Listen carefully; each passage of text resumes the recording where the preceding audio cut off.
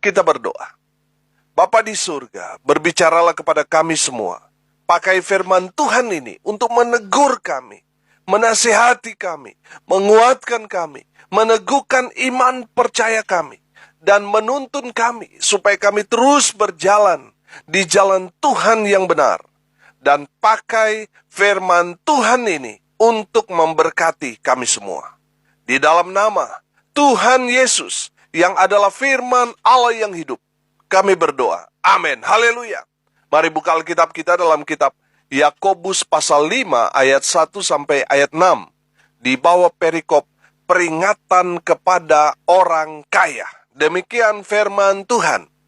Jadi sekarang, hai kamu orang-orang kaya, menangislah dan merataplah atas sengsara yang akan menimpa kamu. Kekayaanmu sudah busuk, dan pakaianmu telah dimakan ngengat.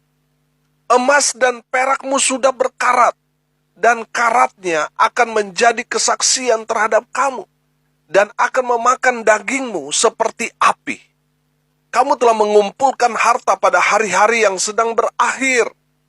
Sesungguhnya telah terdengar teriakan besar, karena upah yang kamu tahan dari buruh yang telah menuai hasil ladangmu, dan telah sampai ke telinga Tuhan semesta alam, keluhan mereka yang menyabit panenmu. Dalam kemewahan kamu telah hidup dan berfoya-foya di bumi. Kamu telah memuaskan hatimu sama seperti pada hari penyembelihan. Kamu telah menghukum, bahkan membunuh orang yang benar, dan ia tidak dapat melawan kamu. Amin. Haleluya. Bapak Ibu Saudara yang diberkati Tuhan, firman Tuhan ini dengan jelas berbicara kepada kita semua. Khusus kepada Bapak Ibu Saudara yang kaya, yang hidup berkelimpahan. Mari kita lihat dulu apa arti kaya. Menurut arti Kamus Besar Bahasa Indonesia, kaya artinya mempunyai banyak harta, mempunyai banyak uang dan sebagainya. Perhatikan ayat 1. Jadi sekarang hai kamu orang-orang kaya, menangislah dan merataplah atas sengsara yang akan menimpa kamu. Amin. Pertanyaannya sekarang, apakah kita sebagai orang percaya tidak boleh kaya? Dengar baik, kaya itu tidak berdosa, saudara. Boleh kaya, anak-anak Tuhan boleh kaya. Yang tidak boleh adalah ketika saudara sudah hidup diberkati Tuhan, sudah kaya raya tapi lupa Tuhan. Lupa yang membuat saudara menjadi kaya. Lupa ibadah. Lupa melayani, itu baru tidak boleh. Ada istilah begini.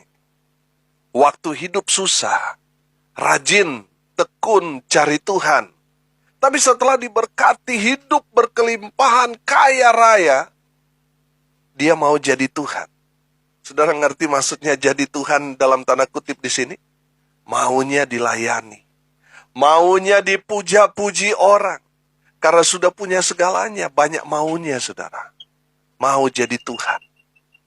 Bapak Ibu Saudara yang dikasihi Tuhan, dengar baik. Kaya bukan dosa. Yang berdosa adalah saudara sudah diberkati, sudah kaya raya, tapi hidup saudara tidak jadi saluran berkat. Itu baru berdosa, saudara. Lihat contoh dalam Injil Lukas pasal 12, ayat 13 sampai ayat 21 di bawah perikop orang kaya yang bodoh. Saya akan bacakan buat kita sekalian. Seorang dari orang banyak itu berkata kepada Yesus, Guru, katakanlah kepada saudaraku supaya ia berbagi warisan dengan aku. Tetapi Yesus berkata kepadanya, Saudara, siapakah yang telah mengangkat aku menjadi hakim atau pengantara atas kamu? Katanya lagi kepada mereka, berjaga-jagalah dan waspadalah terhadap segala ketamakan. Sebab walaupun seorang berlimpah-limpah hartanya, hidupnya tidaklah tergantung daripada kekayaannya itu. Kemudian ia mengatakan kepada mereka suatu perumpamaan, katanya, ada seorang kaya, tanahnya berlimpah-limpah hasilnya. Ia bertanya dalam hatinya, apakah yang harus aku perbuat? Sebab aku tidak mempunyai tempat di mana aku dapat menyimpan hasil tanahku. Lalu katanya, inilah yang akan aku perbuat. Aku akan merombak lumbung-lumbungku Dan aku akan mendirikan yang lebih besar, dan aku akan menyimpan di dalamnya segala gandum dan barang-barangku. Sesudah itu aku akan berkata kepada jiwaku, jiwaku, ada padamu banyak barang, tertimbun untuk bertahun-tahun lamanya. Beristirahatlah, makanlah, minumlah, dan bersenang-senanglah. Tetapi firman Allah kepadanya, hai engkau orang bodoh, pada malam ini juga jiwamu akan diambil daripadamu. Dan apa yang telah kau sediakan, untuk siapakah itu nanti? Demikianlah jadinya dengan orang yang mengumpulkan harta bagi dirinya sendiri, jikalau ia tidak kaya di hadapan Allah. Amin. Haleluya. Bapak Ibu Saudara yang dikasihi Tuhan, kaya tidak berdosa. Yang berdosa adalah saudara kaya raya, tapi hidup saudara tidak jadi berkat. Itu baru berdosa. Lihat orang kaya yang bodoh ini. Dia begitu tamak. Dia begitu rakus, serakah, begitu egois. Dia hanya memikirkan untuk memperkaya dirinya sendiri. Dia bisa membeli apa saja kecuali satu yang tidak bisa dia beli. Apa itu? Nafas. Bapak Ibu Saudara yang dikasihi Tuhan, buat apa semua kekayaan itu kalau saudara sudah kehilangan nyawanya? Nggak ada artinya lagi bagi saudara. Saudara yang dikasihi Tuhan, lihat orang kaya ini. Orang kaya ini luar biasa kayanya, tapi sayang dia bodoh. Kekayaannya yang membuat dia menjadi bodoh. Orang kaya ini hanya mengejar kekayaan dunia sampai dia lupa cari Tuhan. Saudara dengar baik. Kalau saudara mengejar harta dunia sampai saudara lupa cari Tuhan, lupa beribadah, saudara orang bodoh. Saya belajar begini. Iblis itu bekerja dengan luar biasa, saudara. Dia membuat orang-orang yang tadinya aktif melayani, aktif sekali mengikut Tuhan, yang tadinya betul-betul berakar dalam Tuhan, bertumbuh di dalam Tuhan, tapi akhir-akhir ini justru mereka meninggalkan Tuhan. Tidak lagi fokus kepada Tuhan, tetapi mulai fokus kepada dunia, kepada harta dunia. Saudara yang dikasihi Tuhan, kalau saudara sudah mulai meninggalkan Tuhan, sudah mulai fokus kepada dunia, saudara, itu menandakan iblis berhasil menipu saudara, sehingga saudara beralih fokus. Makanya firman Tuhan ini katakan orang kaya ini orang bodoh. Karena apa saudara? Dia hanya fokus mengejar harta dunia, dia lupa cari Tuhan. Saudara yang dikasihi Tuhan, tawaran iblis itu selalu menggiurkan. Pertanyaannya, siapa sih yang gak mau kaya? Saudara yang dikasihi Tuhan, semua orang pasti mau kaya, pasti mau diberkati, tapi hati-hati saudara. Jangan sampai saudara terjebak. Akhirnya saudara lupa Tuhan. Lebih mengejar harta kekayaan, lebih mengutamakan usaha, pekerjaan saudara daripada Tuhan. Hati-hati saudara. Betul saudara akan sukses. Betul saudara akan bergelimang harta. Tetapi saudara, seperti orang kaya ini, bodoh. Mati masuk neraka. Saudara yang dikasihi Tuhan, dengar baik. Jangan sampai kekayaan saudara, usaha saudara, pekerjaan saudara, atau karir saudara membuat saudara jadi orang bodoh.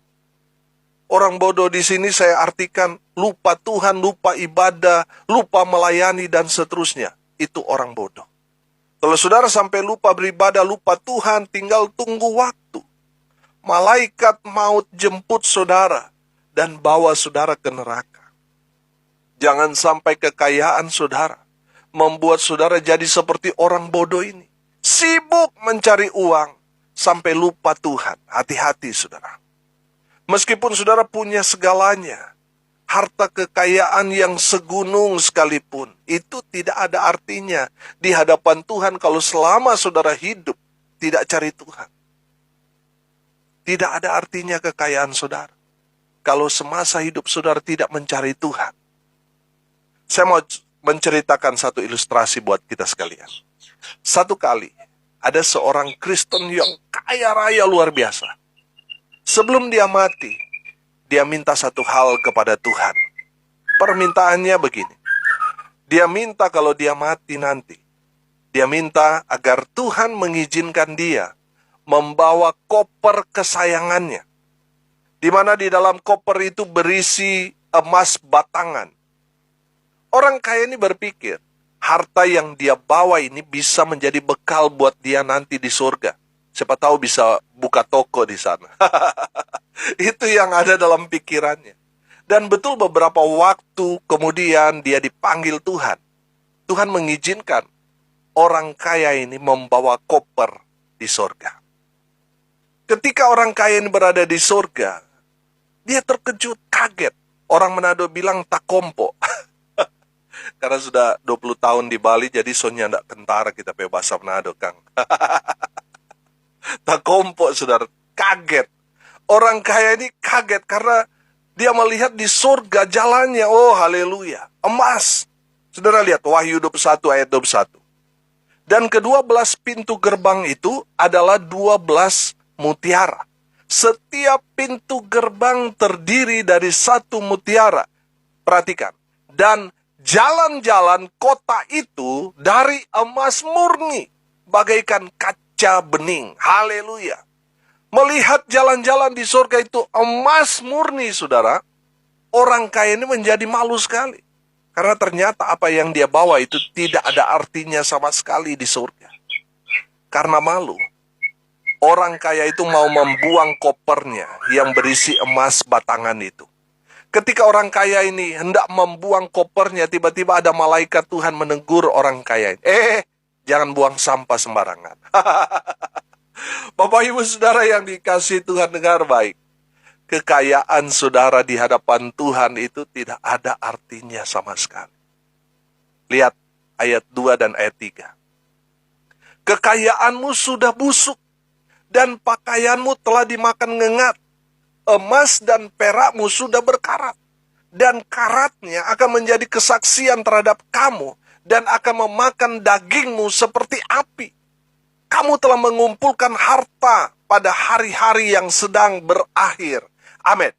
Saudara yang dikasihi Tuhan, apalah gunanya saudara kaya di dunia tapi tidak memiliki harta di surga? Sia-sia semua. Lebih baik saudara hidup miskin di dunia seperti Lazarus pengemis miskin itu, daripada orang kaya yang berkelimang harta tapi mati masuk neraka. Lebih baik seperti Lazarus pengemis tapi mati masuk surga. Amin. Bapak Ibu Saudara yang dikasihi Tuhan, hidup kita ini harus jadi berkat bagi orang lain. Harus berdampak positif bagi lingkungan kita, bagi orang-orang di sekitar kita. Amin. Haleluya. Saya mau baca Yesaya 33 ayat 6. Masa keamanan akan tiba bagimu. Kekayaan yang menyelamatkan ialah hikmat dan pengetahuan. Takut akan Tuhan, itulah harta benda Sion. Haleluya. Saudara yang dikasihi Tuhan, itulah harta benda Sion yang harus kita kejar, yang harus saudara dan saya miliki. Amin. Ada 3 harta yang menyelamatkan kita. Apa itu? Yang pertama, hikmat. Amin. Bapak Ibu Saudara yang dikasihi Tuhan, dalam 1 Korintus 1 ayat 30 di sana diterangkan bahwa Yesus Kristus adalah hikmat Allah bagi kita. Kalau boleh saya artikan, orang yang berhikmat adalah mereka yang memiliki Yesus, yang menerima Yesus sebagai Tuhan dan Juru Selamat secara pribadi. Merekalah orang yang berhikmat. Itulah harta yang pertama, saudara. Harta yang kedua yang menyelamatkan kita, pengetahuan, pengenalan kita akan Kristus Yesus Tuhan kita. Amin. Rasul Paulus berkata, saudara, semua kebanggaannya di masa lalu, bagaimana dia diakui mendapat satu posisi jabatan, mendapat semua harta benda karena prestasinya dia di dalam mengejar orang-orang Kristen, membunuh, menganiaya orang-orang Kristen, membakar rumah-rumah Tuhan, rumah-rumah ibadat orang Kristen. Itu satu kebanggaan buat dia. Tapi setelah dia mengenal Kristus, dia katakan itu semua sampah. Pengenalan akan Kristus Yesus Tuhan melebihi dari semuanya itu. Amin. Saudara yang dikasihi Tuhan, harta yang menyelamatkan yang kedua adalah pengetahuan atau pengenalan akan Kristus Yesus Tuhan kita. Haleluya. Harta yang menyelamatkan kita yang ketiga, saudara, takut akan Tuhan. Amin. Artinya takut akan Tuhan, kita mau hidup dalam kebenaran firman Tuhan. Amin. Orang yang takut akan Tuhan, dia takut berbuat dosa. Makanya saya artikan takut akan Tuhan di sini, dia hidup selaras dengan kebenaran firman Tuhan. Amin. Haleluya. Saudara yang dikasihi Tuhan, apa 3 harta yang menyelamatkan kita? Hikmat, pengetahuan atau pengenalan akan Kristus, dan hidup takut akan Tuhan. Itulah harta yang menyelamatkan kita, yang harus kita cari selama kita ada di dunia, harus kita miliki selama kita hidup. Amin. Haleluya.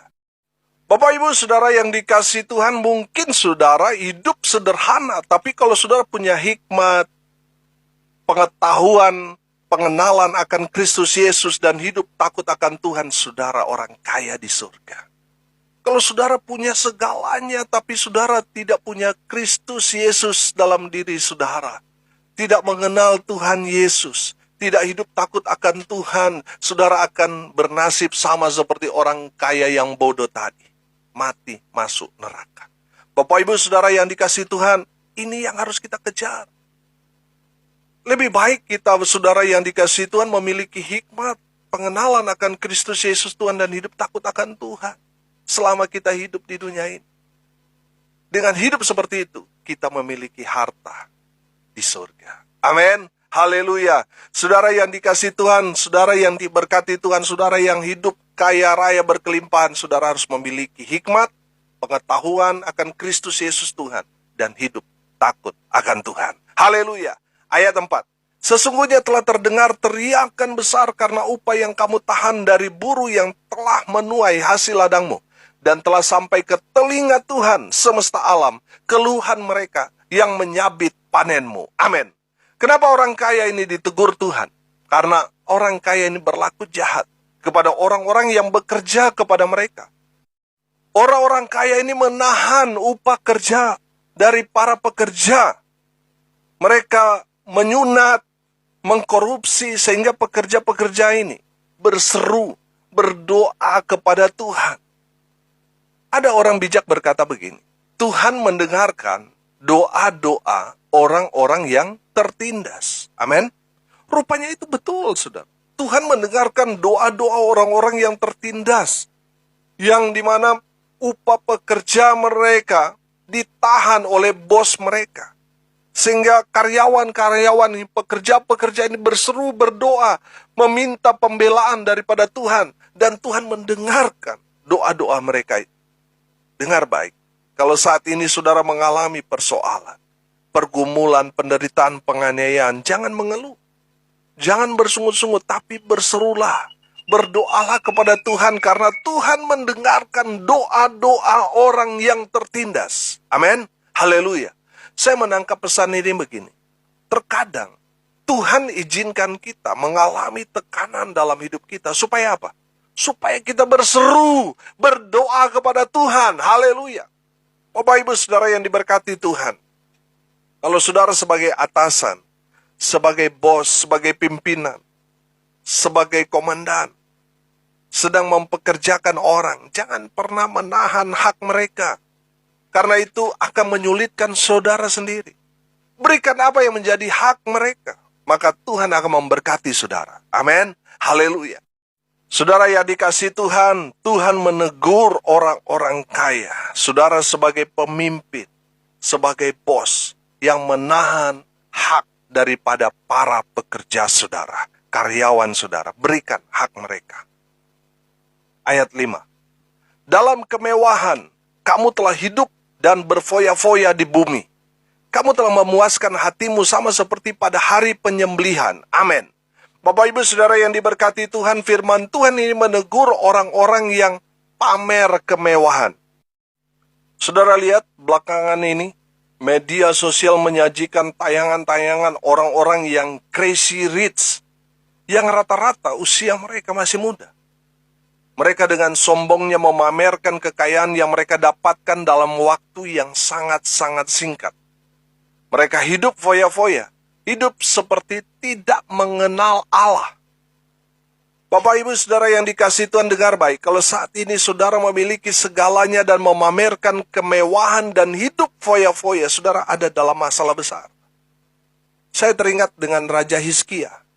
Raja Hizkia pernah memamerkan harta kekayaan kerajaannya kepada utusan Babel. Coba saudara buka dalam 2 Raja-Raja 20, ayat 13 sampai ayat 17. Saya akan bacakan buat kita sekalian. Hizkia bersuka cita atas kedatangan mereka, lalu diperlihatkannya lah kepada mereka segenap gedung harta bendanya, emas dan perak, rempah-rempah dan minyak yang berharga, gedung persenjataannya dan segala yang terdapat dalam perbendaraannya. Tidak ada barang yang tidak diperlihatkan Hizkia kepada mereka di istananya dan di seluruh daerah kekuasaannya. Kemudian datanglah Nabi Yesaya kepada Raja Hizkia dan bertanya kepadanya, apakah yang telah dikatakan orang-orang ini dan dari manakah mereka datang? Jawab Hizkia, mereka datang dari negeri yang jauh, dari Babel. Lalu tanyanya lagi, apakah yang telah dilihat mereka di istanamu? Jawab Hizkia, semua yang ada di istanaku telah mereka lihat. Tidak ada barang yang tidak kuperlihatkan kepada mereka di perbendaraanku. Lalu Yesaya berkata kepada Hizkia, dengarkanlah firman Tuhan. Sesungguhnya suatu masa akan datang bahwa segala yang ada dalam istanamu dan yang disimpan oleh nenek moyangmu sampai hari ini akan diangkut ke Babel.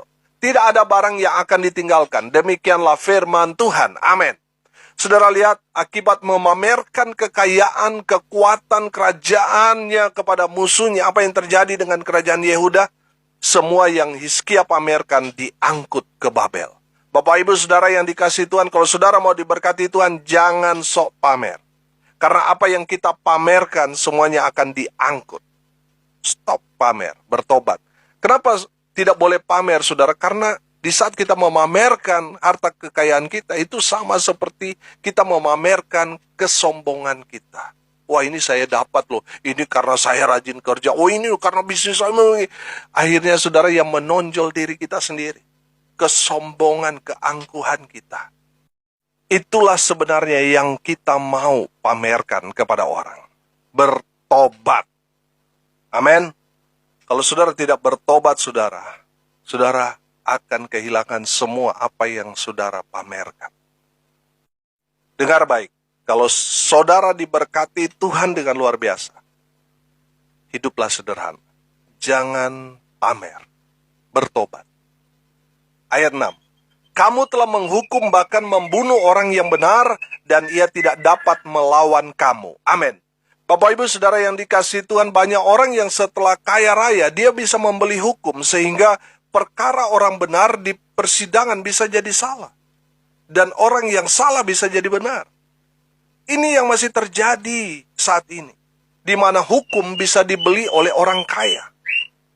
Saudara yang dikasihi Tuhan, saya pernah beberapa kali masuk penjara jadi WBP. Dan sekarang saya masih pelayanan dalam penjara. Saya tahu di dalam itu seperti apa. Saya tahu. Saya mau beritahu saudara semua, di penjara itu, tidak semua orang yang di dalam penjara itu adalah orang yang salah. Tidak semua.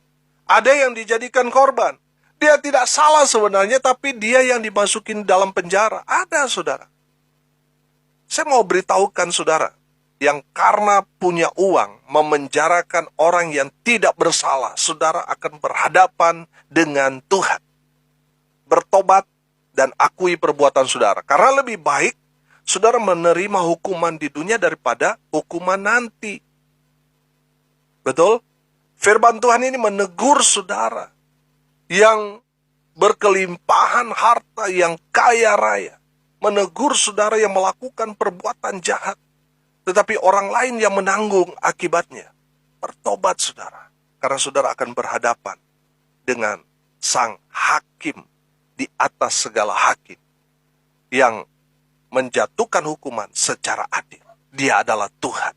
Bapak Ibu Saudara yang dikasihi Tuhan, saudara yang diberkati Tuhan dengan luar biasa, saya diingatkan Tuhan dalam Injil Matius 19 ayat 23. Yesus berkata kepada murid-muridnya, Aku berkata kepadamu, Sesungguhnya sukar sekali bagi seorang kaya untuk masuk ke dalam kerajaan sorga. Amin. Saudara yang dikasihi Tuhan, ini peringatan keras buat saudara yang diberkati Tuhan dengan luar biasa, yang hidup kaya raya. Dengar baik, jangan sampai kekayaan saudara justru mengantar saudara ke neraka. Saudara diberkati Tuhan, tujuan Tuhan supaya saudara jadi saluran berkat buat sesamamu. Jadi berkat buat orang di sekitar saudara. Jadi berkat buat pelayanan. Amin. Haleluya. Saudara yang dikasihi Tuhan, hari ini kita belajar. Orang kaya ditegur Tuhan karena mereka semasa hidupnya tidak mengejar atau tidak mencari harta sorga. Yang kedua, saudara, karena mereka berlaku jahat kepada pekerja-pekerjanya. Upah pekerjanya mereka tahan, mereka kebiri, mereka korupsi. Bertobat. Yang ketiga, mereka hidup foya-foya seperti tidak mengenal Allah. Yang keempat, karena mereka tidak berlaku adil kepada sesamanya. Saudara yang dikasihi Tuhan, mulai sekarang, mari kita mau mengejar harta di surga. Kejar hikmat, pengenalan akan Kristus, mengasihi Tuhan, hidup takut akan Tuhan. Itu yang kita mau kejar sekarang ini. Yang kita harus cari, yang harus kita miliki dalam hidup saudara dan saya. Amin. Yang kedua, jadilah pribadi yang baik. Supaya dengan menjadi teladan yang baik, kita sudah menjadi saksi Tuhan yang baik bagi orang-orang yang tidak mengenal Tuhan. Yang ketiga, hiduplah bijaksana. Gunakan waktu-waktu ini dengan bijak. Gunakan hartamu dengan bijak. Menaburlah untuk pekerjaan Tuhan. Yang keempat, jadilah orang yang berlaku adil. Adil bagi Tuhan, adil juga bagi sesama. Mari kita berdoa. Terima kasih Bapa di surga, berkati semua pendengar. Biarlah firman Tuhan ini boleh termeterai dalam setiap hati kami, sehingga dimanapun kami berada, kami ingat firman Tuhan ini dan kami diberkati. Lawat semua pendengar dimanapun mereka berada. Tuhan berkati hidup mereka. Mereka yang sakit Tuhan sembuhkan. Mereka yang lemah Tuhan kuatkan. Mereka yang berduka Tuhan berikan penghiburan. Mereka yang hari ini berulang tahun, Tuhan Yesus memberkati. Hamba berdoa biarlah berkat yang datang di dalam nama Tuhan Yesus memenuhi semua pendengar. Bapak Ibu Saudara yang dikasihi Tuhan, arahkanlah hatimu dan terimalah berkat dari Tuhan Yesus. Tuhan memberkati engkau dan melindungi engkau. Tuhan menyinari engkau dengan wajahnya dan memberi engkau kasih karunia. Tuhan menghadapkan wajahnya kepadamu dan memberi engkau damai sejahtera. Di dalam nama Tuhan Yesus, sumber segala berkat. Bapak Ibu Saudara yang percaya diberkati, katakan amin. Puji Tuhan. Bapak Ibu Saudara yang dikasihi Tuhan, kalau saudara merasa diberkati melalui renungan pagi ini, bagikan juga kepada saudara-saudara yang lain agar mereka juga diberkati. Karena untuk itulah kita dipanggil untuk jadi berkat. Kalau saudara mau didoakan, mau konseling, mau sharing, saudara bisa japri WA saya di 081337 491360. Saya bersama tim doa Petra Nasional akan berdoa buat saudara. Saudara yang mendengar kabar baik ini melalui media sosial dari Infinity Ministry, saudara bisa menghubungi tim doa di sana di 081237247340. Saudara yang mau konseling, saudara bisa menghubungi call center di 081913051583 kali. Bapak Ibu Saudara yang dikasihi Tuhan, ada hamba-hamba Tuhan yang siap melayani saudara. Haleluya. Bapak Ibu Saudara yang diberkati Tuhan, pendengar yang setia, saya mengajak Bapak Ibu Saudara pendengar untuk datang dalam ibadah KKR ucapan syukur audio renungan pagi ini mengudara tepat pada hari ke-1500 yang akan diadakan pada tanggal 30 Juli 2022 jam 7 malam. Tempatnya pasti di Bali. Nanti saya akan informasikan kepada Bapak Ibu Saudara tempatnya di mana 1 minggu sebelum hari H. Saudara yang mau hadir dalam ibadah ucapan syukur harap mendaftarkan diri agar kami bisa mempersiapkan segalanya untuk acara tersebut. Bapak Ibu Saudara yang dikasihi Tuhan, pendengar yang sudah diberkati melalui pelayanan audio renungan ini, saudara bisa mendukung dan mensukseskan pelayanan ini dengan mendukung melalui dana. Saudara bisa mentransfer ke rekening Bank Mandiri di nomor rekening 14503 kali 6719476 atas nama saya sendiri. Tuhan Yesus sudah memberkati saudara, tujuannya supaya saudara jadi berkat bagi sesama. Dukung terus pelayanan ini supaya tetap eksis, tetap memberkati bagi banyak orang. Salam kasih dari Bali, saya Pendeta Samuel Mawuntu. Sampai jumpa besok pagi. Tuhan Yesus memberkati kita semua. Haleluya.